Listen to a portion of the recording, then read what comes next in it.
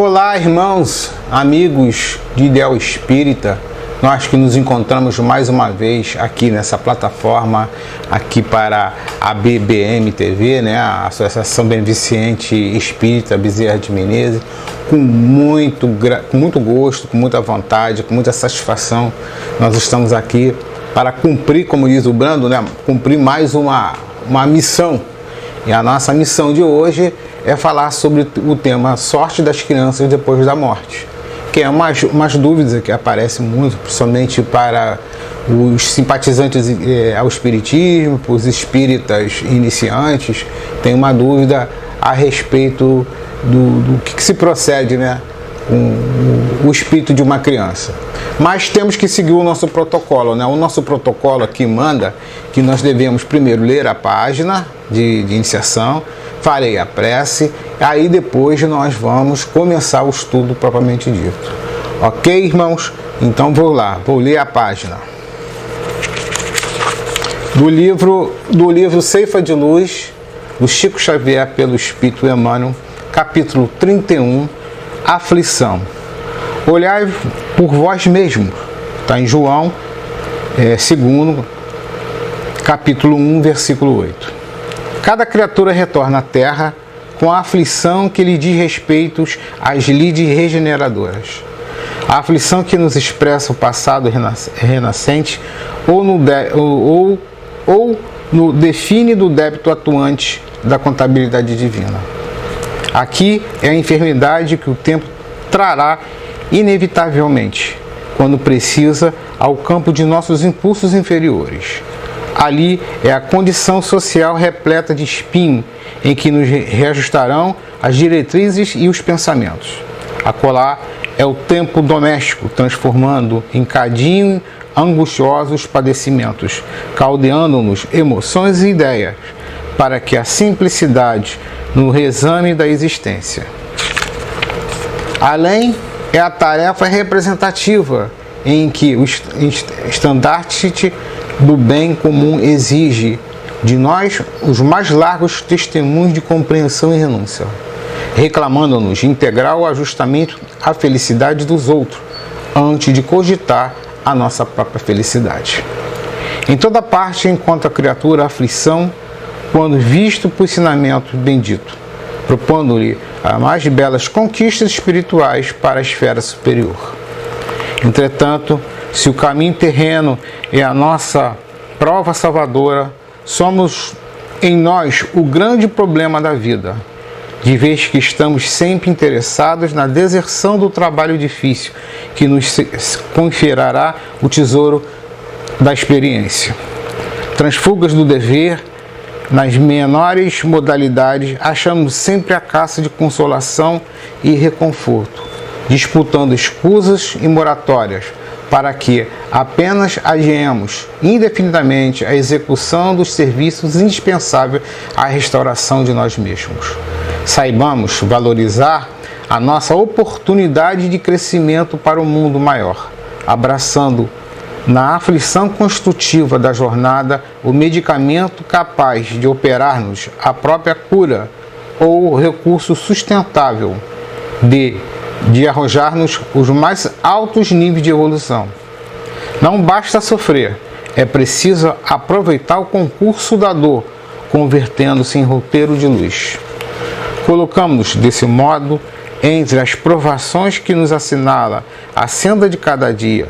Usemos constantemente a chave do sacrifício próprio, em favor da paz e da alegria que nos cercam, porque somente diminuindo as provações alheias é que conseguiremos converter as nossas em talentos de amor para bem-aventuranças imperecíveis. Vamos fechar nossos olhinhos, vamos trazer na nossa tela mental a imagem de Jesus que nós costumamos estabelecer, que estamos mais confortáveis a imaginar. Querido Mestre Jesus, nós que nesse momento nos dirigimos ao seu coração bondoso e misericordioso, mais uma vez a implorar por Ti, que abençoe, Senhor, o nosso estudo, que abençoe, Senhor, as nossas palavras, que nós possamos ser o seu fiel mensageiro da sua mensagem consoladora, da sua mensagem libertadora, da sua mensagem revolucionária para todos os costumes dos homens aqui na terra, Senhor. Dai força, Senhor, para a instituição que nos abriga. Dai força, Senhor, e abençoe a esta oportunidade e a oportunidade de todo mundo. Gostaria de pedir também que o Senhor possa abençoar todo o agrupamento espiritual de Bezerra de Menezes, Senhor, dessa instituição importante que faz um trabalho magnífico e que tem valorosos trabalhadores dedicados, Senhor, à sua causa. Ajuda-nos, Senhor, a superar a cada dia um pouco mais dos nossos erros, um pouco mais das nossas falhas, um pouco mais das nossas aflições, para que, no passar do tempo, possamos, Senhor, superar as grandes trevas que ainda dominam o nosso ser, o nosso interior, e possamos deslumbrar a grande luz que nos aguarda, como diz o nosso próprio Deus. Nós estamos a caminho dele, ao retorno do nosso Pai, ao regaço do seu amor, Senhor, agora para o futuro, como co-criadores, Senhor, quem sabe em plano maior. Obrigado, Senhor, que o Senhor esteja junto com as nossas palavras, com os nossos pensamentos, Senhor, para o bem melhor ser feito. Que assim seja. Então, meus irmãos, dando continuidade, ao tema propriamente dito, né? Eu quero primeiro adiantar aos queridos irmãos que tudo que for dito, tudo que eu falo aqui, serve em primeiro lugar para mim. Porque eu estou na mesma romagem, estou na mesma luta, tenho as mesmas dificuldades, tenho os mesmos enfrentamentos internos, as minhas lutas internas, né? Eu ainda estou em processo, como a maioria de todos nós, vamos dizer assim, de consolidar o Cristo dentro da gente, né? A luta é dura, o nosso passado é pesado, é culposo, temos muitas habilidades ainda, vamos dizer assim, espirituais ainda para serem desenvolvidas até a gente chegar a esse estágio. Mas estamos, que é o mais importante, estamos a caminho. Nós estamos agora conscientes do que nós temos que fazer. Hoje paramos com o grande mal que fazíamos atrás. E agora procuramos fazer o melhor do bem possível ao nosso alcance e ao nosso entendimento. Ok? Bom, vamos lá, vamos seguir a questão do tema proposto. Primeiro, eu vou fazer uma passagem rapidinha numa outra questão do livro dos Espíritos, para a gente ler, para vocês entenderem qual é o levantamento que eu estou fazendo para o nosso estudo. É a pergunta 134, que apesar da pergunta 134 não é a pergunta destinada para esse estudo, mas eu fui lá buscar ela antes, fui lá buscar um conhecimento para a gente fazer uma conexão agora com o assunto de hoje. Então, na pergunta 134, o Kardec faz a seguinte pergunta: o que é a alma? Aí os espíritos respondem: ou seja, um espírito encarnado. A alma é um espírito encarnado, tá? Aí vem a pergunta B. Não, desculpa, a pergunta A. Ela tem duas subperguntas. Aí ele faz o seguinte: o que era a alma antes de unir ao corpo? Aí ele: espírito. Quero que vocês guardem sempre essa palavra aí, espírito. Ele falou espírito uma primeira vez, ele falou espírito uma segunda vez. Aí ele faz uma outra pergunta, que é a B. As almas e os espíritos são, portanto, idênticos à mesma coisa? Ou seja, é a mesma coisa? Ele sim, as almas são, senão os espíritos, antes de unir ao corpo. A alma é um dos seres inteligentes que povoam o mundo invisível, os quais temporariamente revestem um invólucro, ou seja, um corpo carnal, para se purificar e esclarecerem. Guardaram isso? Guardaram muito bem isso? Alma, espírito, espírito, espírito e alma, e invóculo carnal para purificarem, etc. Guarda muito bem essas informações. Aí agora nós vamos lá, propriamente dito, no nosso estudo, sorte das crianças depois da morte. Claro que quando a gente olha uma criança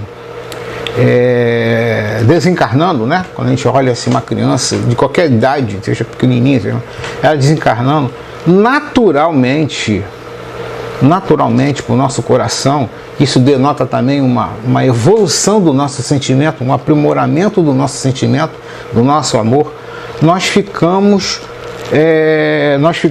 como que eu digo assim, nós ficamos abalados, nós ficamos mexidos, nós ficamos compadecidos, principalmente quando não é no nosso entorno, e ficamos profundamente tristes quando é diretamente ao nosso entorno, diretamente ao nosso núcleo familiar, ou na relação mesmo de pais e irmãos, vamos dizer assim.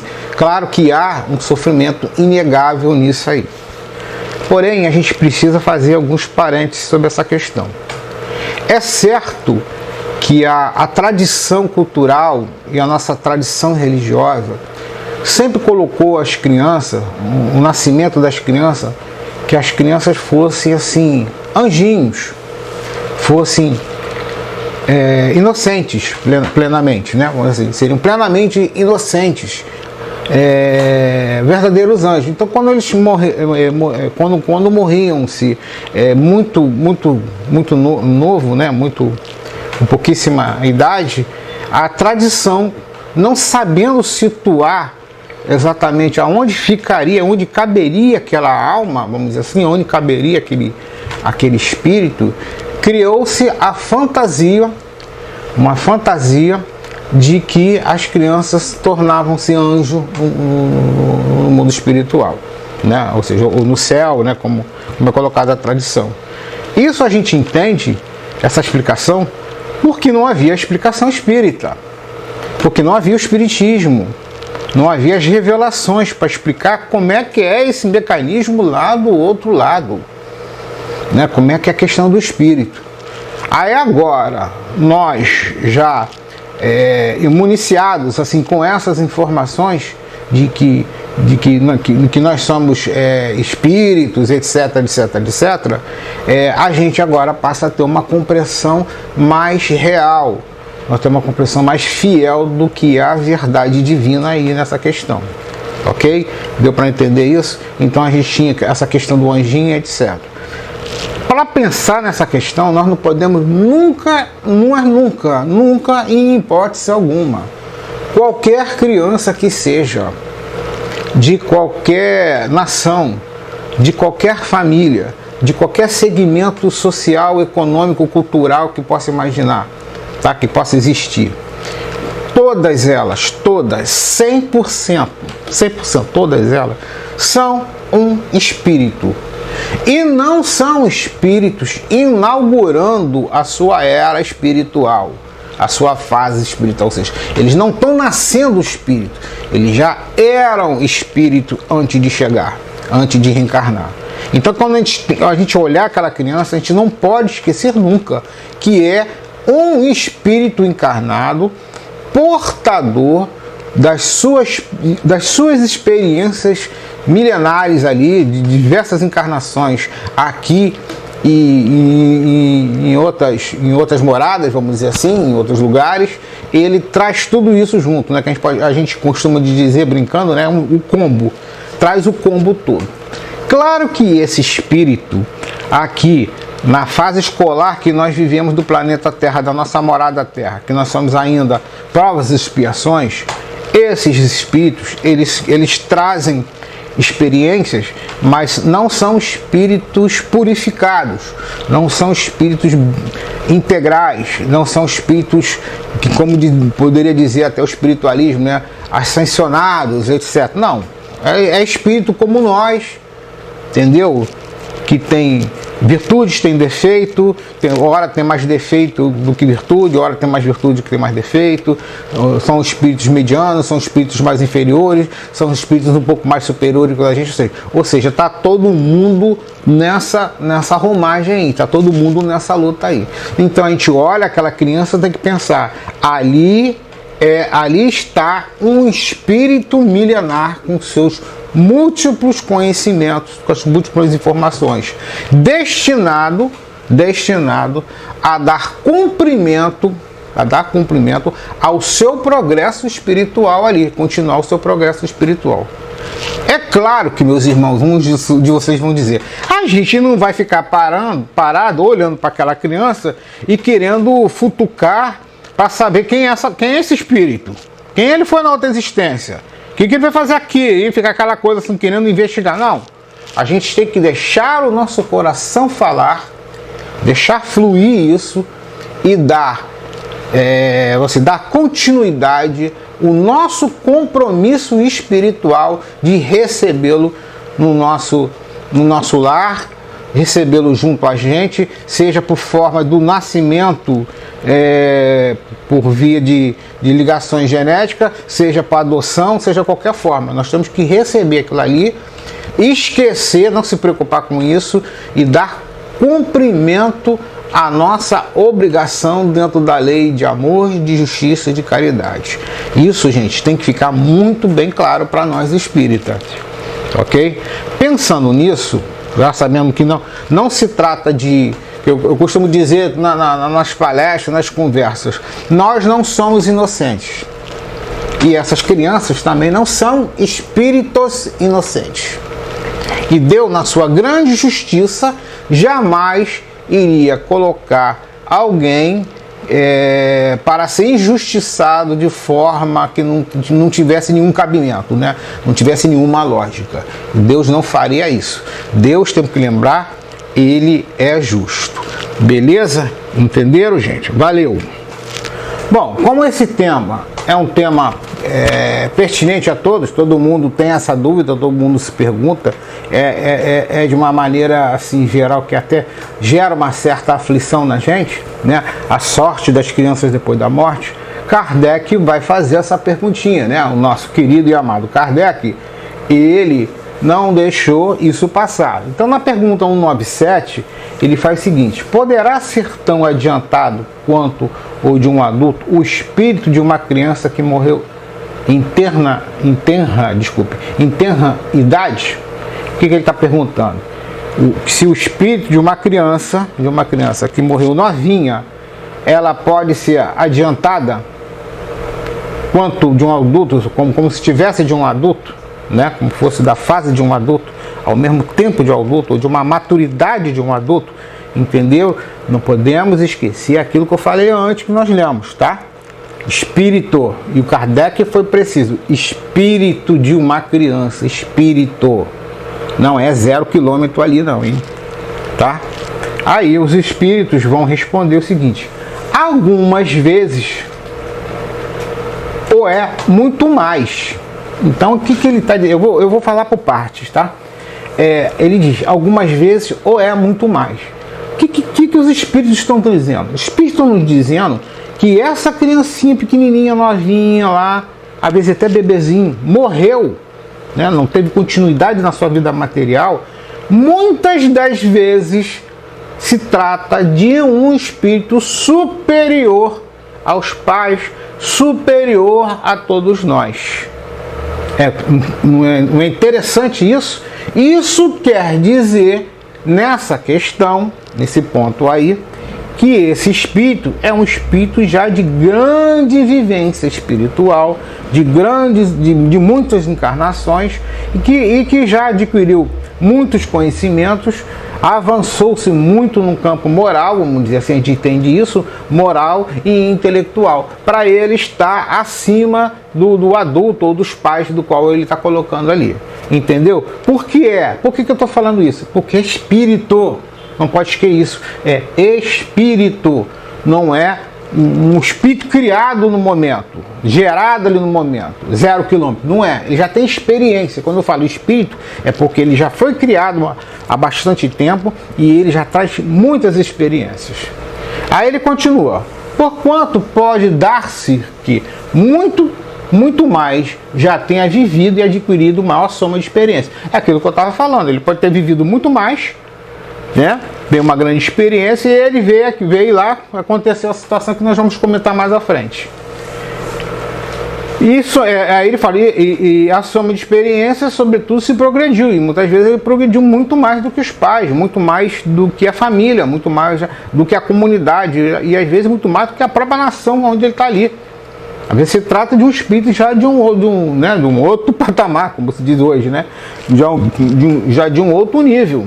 Entendeu? E o que eu quero, o que é importante aqui a gente entender é que mesmo morrendo novinha, se trata de um espírito que tem as suas experiências. E por algumas vezes, como diz aqui os espíritos, pode se tratar de um espírito superior aos adultos, tá? Aos pais ali, ao pessoal. Aí Kardec, né? Ele não para, né? O método dele, fantástico. Aí ele faz, na 197, na pergunta 197A, ele vai fazer a pergunta seguinte: pode então o espírito de uma criança ser mais adiantado que seu pai? Pararam para pensar nisso? Olha aquela criancinha, olha o pai, ou quem já foi pai, né, ou quem é pais, né, que eu falo pai e mãe, e avós, etc.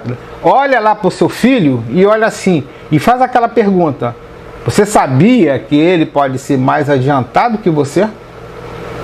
E aí é o que o Kardec está falando aqui. Aquela criancinha pequenininha que desencarnou, ela pode ter sido mais adiantada, ela é a mais adiantada, não, eu digo mais adiantada já porque o espírito não morreu, né? O espírito continua existindo. É mais adiantada com o pai? Ou seja, uma pergunta excelente, né? Excelente para o contexto, para entender, para desvendar todo esse mistério que ronda o assunto a morte, né? Vamos dizer assim. Aí os espíritos vão responder: isso é muito frequente, meus caros irmãos. Isso é comum, é muito comum o filhozinho que desencarna ser um espírito mais adiantado que os seus pais. Ok? Temos que entender que no processo das reencarnações não existe uma hierarquia horizontal, entendeu? Não significa que é uma hierarquia horizontal, não significa que os pais sempre serão superiores aos filhos, os avós aos seus filhos e assim vai, não segue essa regra, tá?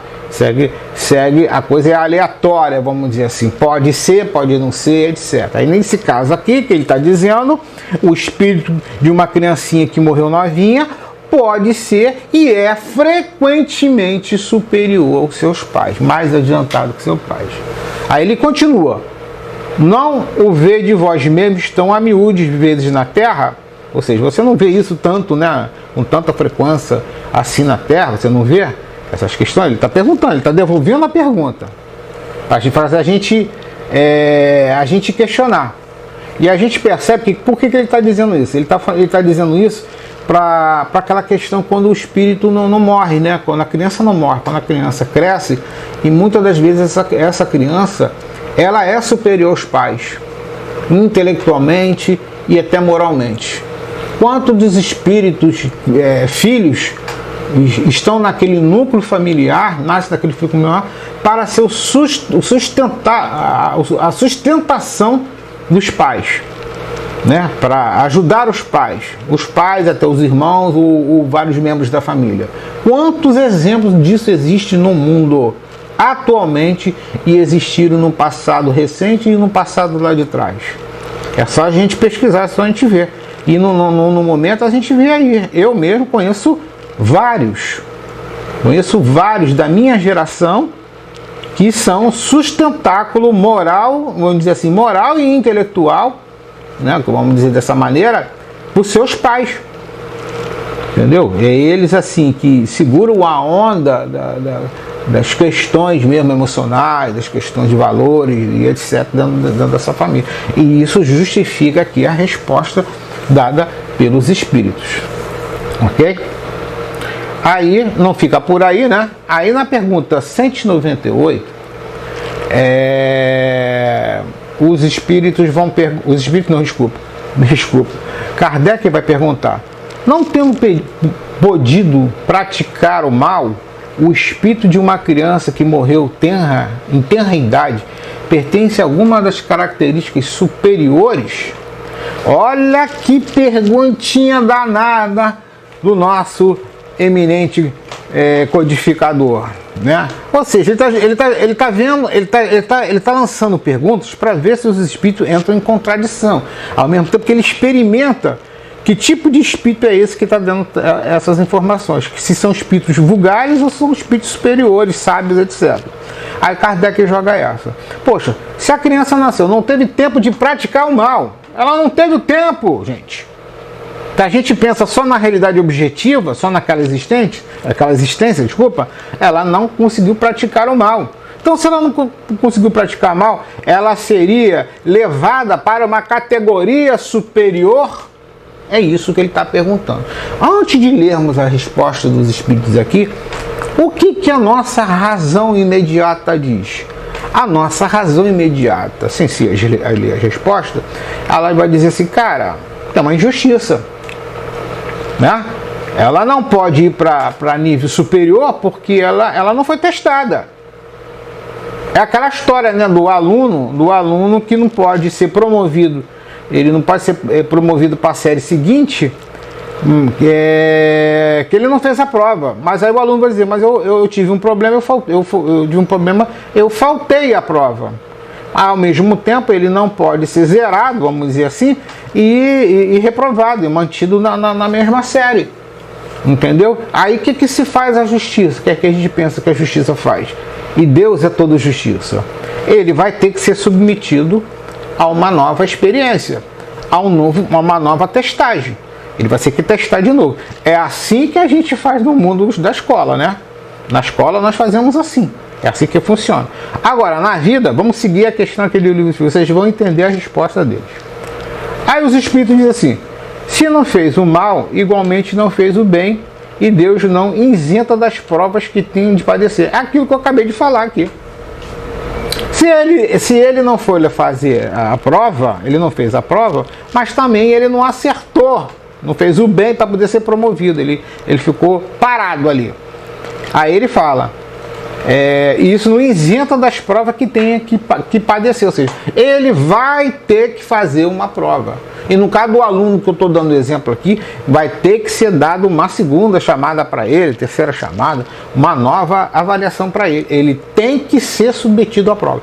Ele jamais será promovido sem fazer prova e jamais será retido por não fazer a prova. Ele tem que fazer a prova. Tá? A prova ele tem que fazer. Tá? A menos aquela questão, né? Que o cara não quer, né? Aquela coisa de: eu não quero fazer a prova, eu não deixo de fazer. Eu deixo de fazer o mal, mas também eu não faço o bem. Aí não deixando de fazer o bem é um mal. Aí ele para ali naquele tempo. Ou seja, da mesma forma ele vai ficar ali para fazer uma nova experiência, para ele ter uma nova experiência, uma nova avaliação. Aí os espíritos continuam: se for um espírito puro, não é pelo fato de ter animado apenas uma criança, mas porque já progredira até a pureza. O que ele está dizendo? Se tratou de um espírito que morreu, que é ele coloca aqui espírito puro, olha, ele coloca patamar elevadíssimo. Lá a nível de Jesus Cristo, próximo dele, entendeu? Dá lá aquela turma que a gente brinca, para além da cobertura, né, do prédio, lá para cima mesmo. Ele está colocando assim, bem coisa. Esses espíritos já trilharam tudo, já fizeram todas as experiências, já cumpriram todas as etapas, já fizeram todas as provas que foram necessárias para o burilamento do seu espírito. Então ele é o patrimônio, ele adquire o patrimônio. A outra coisa que a gente aprende no espiritismo é que nós jamais, em hipótese alguma, em qualquer tempo do universo que a gente possa imaginar, o que nós adquirimos de patrimônio espiritual, seja as nossas virtudes e os nossos conhecimentos, jamais, irmãos, será apagado, jamais será ignorado. Ele é um bem eterno, é um bem presente, é um bem que nós vamos carregar para onde for no universo. Então isso é uma verdade, é uma máxima aprendida dentro do Espiritismo, que os Jesus falam que é os tesouros do céu eternizados dentro do nosso espírito. Sendo assim, sendo dessa maneira, então esse espírito que desencarnou quando criança, ele estará na proporcionalidade da sua elevação, do seu nível espiritual, que refletirá os seus conhecimentos e as suas conquistas intelecto e morais ali. É isso que os espíritos disseram, tá? Mas para finalizar as perguntinhas de Kardec, ele lança mais uma. Por que tão frequentemente a vida se interrompe na infância? Aí a gente faz aquela questão, a gente fica naquela dúvida, mas qual é a utilidade? Por que por que Deus, vou botar Deus na questão mesmo, por que Deus, assim, na nossa mente pequena, né? Na nossa mente assim, a gente com pouca capacidade de entender, a gente faria assim, poxa, por que Deus iria desperdiçar um espírito elevado tendo uma encarnação assim, tão breve, tão momentânea, tão rápida? Para que ele faria isso? Tá? Para quê? O que diz a intuição de vocês? O que diz o pensamento de vocês? Né? Podemos esquecer que em Espiritismo aprendemos que tudo tem uma razão de ser. Não existe desperdício, não existe coisas não planejadas, não existe improviso, não existe nada disso. Está tudo dentro da ordem divina estabelecida pelas suas leis e toda a sua funcionalidade. Mas tem uma razão. E aí os espíritos vão responder aqui. Da vida da criança pode representar para o espírito que o anima o complemento de existências precedentemente interrompida antes do momento em que deveria terminar. E sua morte também, não raro, constitui provação ou expiação para os pais. Então, os espíritos aqui estão respondendo que pode ser duas coisas. Pode ser assim. Eu vou dar aqui uma coisa hipotética, né? Ilustrativa. Vamos supor que uma pessoa tenha que ter vivido um X tempo. E aí ela não conseguiu cumprir esse X tempo. Faltou um pedacinho do tempo. E dentro desse pedacinho de tempo, olha que o tempo... tempo para o aperfeiçoamento espiritual, não é exatamente o tempo de uma reencarnação do mundo orgânico, do mundo físico, tá? Tem que entender isso também. Existem umas coisas relativas a isso. A gente pode ter um tempo de existência breve, mas o nosso aprendizado, a nossa depuração espiritual, ela pode ter sido intensa e resolveu o nosso problema ali. Né? É como dissesse assim, a gente precisa de 50 anos para resolver 10 problemas. Mas um espírito, às vezes, precisa de 1 ano para resolver esses 10 problemas. Ele consegue em 1 ano resolver esses 10 problemas. É isso que eu estou querendo dizer. Então, às vezes, como ele está dizendo aqui, um espírito reencarna como criança e morre em eternidade, ou em eternidade de criança, para dar o encaixe do tempo que ficou faltando dele de outra existência. Tá?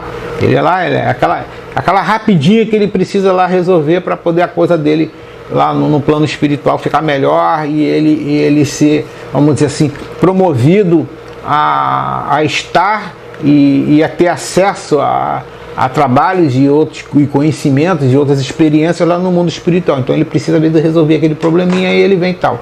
Ao mesmo tempo, para que não haja injustiça, o mundo espiritual, controlado por Deus e por nosso governador Jesus Cristo, ele pega essa experiência de pouca vida do espírito de criança ali e coloca justamente num grupo familiar, em paz, etc., que precisam experimentar essa dor.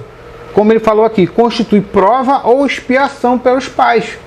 Então os pais precisam passar para aquele sofrimento, né, para resolver, que a gente chama, né, o Jonas Jane chama de questões pendentes ou questões problemas dela ali. Então ele nasce, a pessoa perde o filho, lógico que gera um sofrimento muito grande, e isso aconteceu num dos membros da minha família aqui, há poucos anos atrás aconteceu isso, e graças a Deus, um ano depois a espiritualidade enviou um espírito, não sei se é o mesmo, a gente nunca vai saber se é o mesmo, que hoje já nasceu, hoje aí já superou, mas naquele momento que eu quero dizer, foi um sofrimento para os pais, foi um sofrimento para a família, foi até um sofrimento para mim também, eu ver toda a situação, sentir tudo, né? Mas aí, como diz, tem uma razão de ser, né? Esse sofrimento tem uma razão de ser. Aí alguém poderia perguntar, mas poxa, por que eu tenho que passar por sofrimento? A gente não pode esquecer que nós somos espíritos devedores, gente. Eu no meu trato profissional, eu sou professor de história. Então quando a gente estuda história, a gente mergulha lá na história, no passado. Gente, nós não fomos coisas boas. A história humana é a história do sofrimento, dos nossos erros, de violência, de tantas coisas. E é tão recente, é tudo tão recente. Então quando a gente olha para trás e nós tivemos vivência nesses povos, naquelas culturas e todo no longo desse tempo, nós não fizemos coisas boas, gente. Então as coisas hoje nós nos encontramos numa condição própria, oportuna de resolver isso. Adquirimos, como diz Emmanuel, uma maturidade espiritual para encarar nosso passado culposo e ao mesmo tempo a gente já trabalhando, conquistando e promovendo o nosso futuro, já construindo as bases agora no nosso presente. Só que agora nós somos espíritos conscientes das coisas. Nós somos conscientes do que é o bem e do que é o mal. Nós somos conscientes que nós queremos o bem. Nós queremos o bem.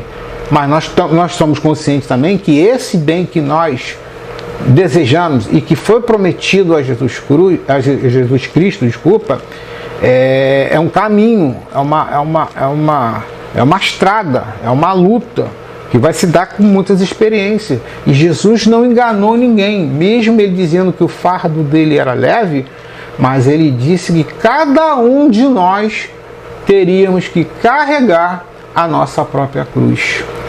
E carregar a nossa própria cruz é carregar o nosso passado culposo, é carregar nós mesmos.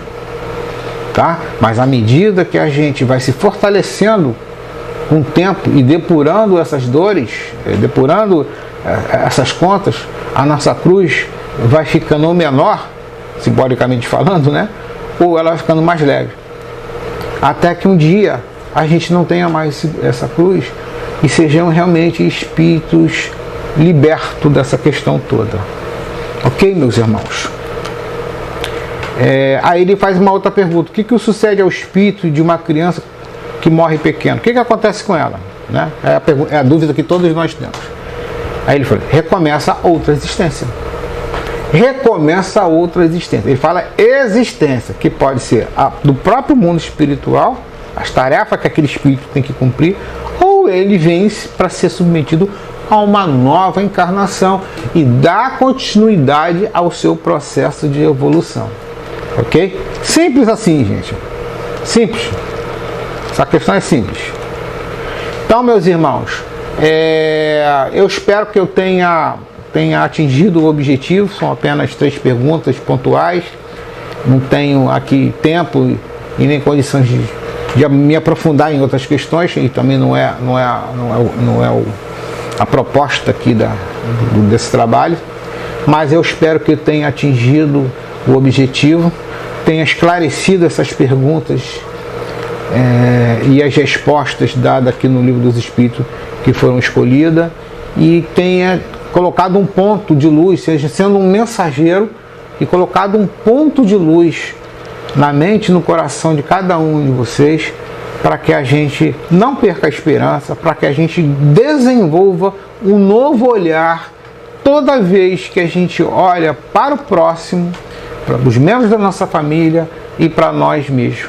Para a gente nunca esquecer, nós somos espíritos imortais, gente. Não começamos agora a nossa tarefa, e a nossa tarefa não irá terminar.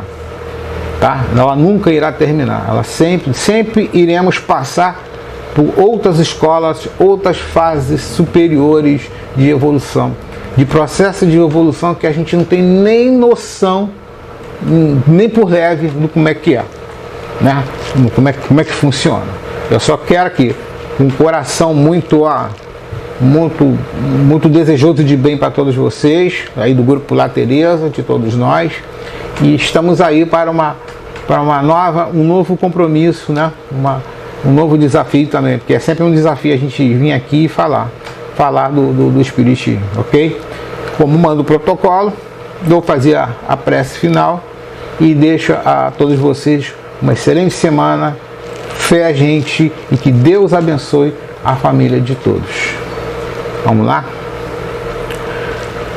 Senhor Jesus, retornamos, Senhor, a nossa ligação ao seu coração. Em primeiro lugar, agradecer-te por essa oportunidade, por essa experiência, por todos que estão aqui nos assistindo, por toda a cobertura espiritual e inspiração que nós tivemos. Que o Senhor possa abençoar as nossas vidas, a vida de todos aqueles que estão nos assistindo, suas famílias, seus trabalhos, suas atividades, que possa abençoar suas mãos, suas mentes, o seu tempo, Senhor, que é tão importante, para que possamos superar essa fase dificílima que o planeta todo está passando, né? Dessa transição planetária. Mas estamos aqui, mantendo-nos retos, Senhor, na direção do bem que Deus nos determinou. Com todo o ataque, com toda a dor, com todo o sofrimento que estejam à nossa volta e nos atingindo. Obrigado por tudo, Senhor, que abençoe essa casa, abençoe todos nós. Que assim seja.